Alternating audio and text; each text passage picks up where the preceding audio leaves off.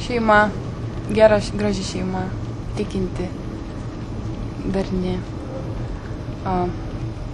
Karjera, kad turėčiau darbą ir kad jis man būtų įdomus. Galbūt nėra svarbu didžiuliai pinigai, tiesiog, kad užtektų man tam tikriems.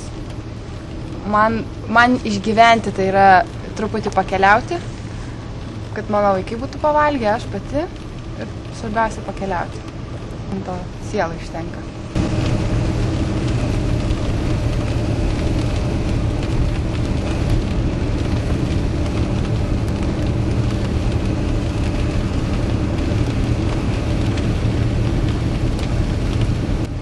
Norėčiau baigti studijas, žinoma, turėti darbą tokį, kuris man patiktų ir kurį norėčiau išeiti,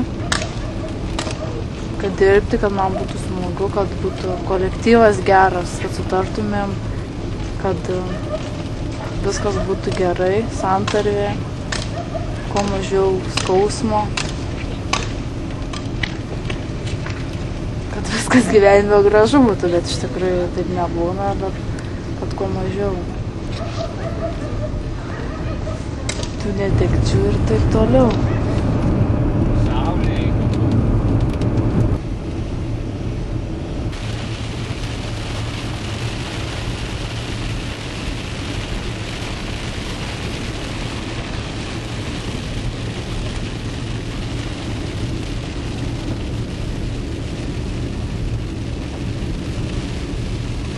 Galima sakyti ir taip, kadangi aš pati kartais esu toks žmogus. Aš anksčiau iš tikrųjų buvau toks žmogus, kuris turėjo susikūręs, tikriausiai kiekvienas žmogus buvo susikūręs savo pasaulį kažkokį tai.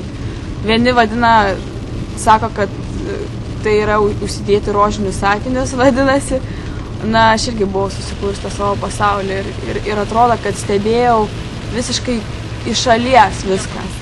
Ir iš dalies labai panašu. Aš iš tikrųjų, aš nežinau, aš galvoju, kad aš neturiu savo gyvenimo tikslo.